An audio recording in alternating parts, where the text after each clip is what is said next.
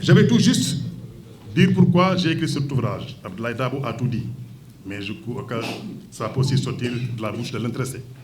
J'ai fait un constat.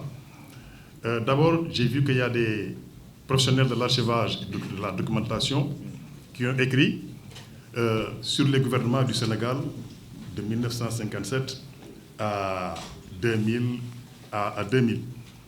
Et moi, quand j'écrivais, j'ai mis gouvernement de la République du Sénégal. Et Mamadou Koumé m'a dit, je préfère le gouvernement du Sénégal. Parce que la République, c'est à partir de 1960, alors que le gouvernement, c'est à partir de 1957. Un gouvernement colonial, alors composé de 11 ministres seulement, le Sénégal était une colonie sous obédience française. C'est la France qui dirigeait les pays de l'Afrique occidentale française et d'autres pays. Nous étions sous tutelle de la France. Le gouvernement était dirigé par Pierre Lamy, comme l'a dit tout de suite le grand Asma Demba, et le vice-président, c'était Mamadou Dia. La France s'occupait des affaires dites sérieuses pour eux.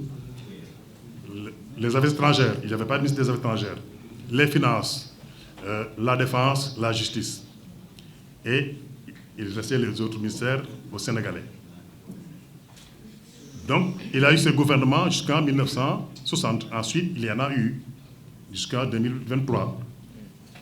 Donc, je dis que le travail doit être poursuivi. Parce qu'un travail, une œuvre n'est jamais complète, ça ne s'arrête jamais.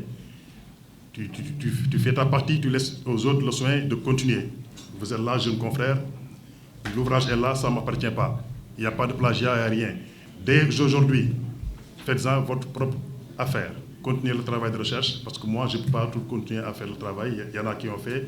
J'ai fait ma participation, et le reste, c'est pour vous. Et cet ouvrage, c'est d'abord pour vous, parce que j'ai fait un constat. Le constat est que souvent, quand on parle d'un ministre ou d'un président, tout le monde se contente d'une seule dépêche de l'APS ou bien d'un site internet. Et s'il y a erreur, tout le monde reprend l'erreur.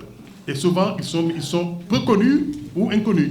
Il fallait donc leur rendre hommage. Ces commis de l'État qui ont tout donné à ce pays, qui nous est très cher. Il fallait donc, pour ça, mettre des photos. Il nous manque peut-être 4 ou 5 personnes. Il y a des ministres qui n'ont jamais pris fonction, mais ils ont été nommés. Le décret est là, donc c'est des ministres. Il y a des ministres que les jeunes générations ne connaissaient pas, puisqu'ils n'ont pas duré au gouvernement. Et donc, je crois que c'était l'occasion de leur rendre hommage, de les immortaliser et de permettre à la génération et à tous ceux qui sont intéressés par l'histoire politique du Sénégal de connaître qui sont ces personnes. Voilà ce qui m'a animé. C'est pourquoi j'ai apporté ma modeste contribution à l'édifice, à la construction de cette œuvre. Et comme je l'ai dit tout de suite, il faut vraiment continuer le travail, ça j'y insiste.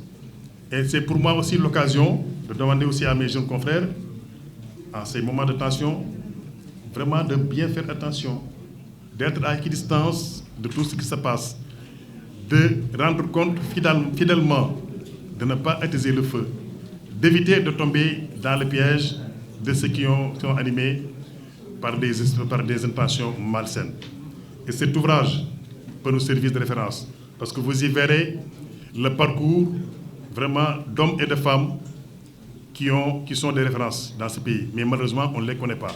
Ceux qu'on connaît, c'est peut-être à partir de la génération 2000.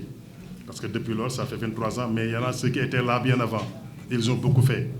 Donc il faut essayer de tout voir, de tout lire, de comprendre ce qu'ils ont fait et d'essayer de faire de ces gens des émules, des exemples. Moi, c'est des mots que je tenais à dire. Encore, remercier tout le monde. Lady qui c'est le cousin, je vois tout le monde. Mais en tout cas, merci. Merci d'être venu.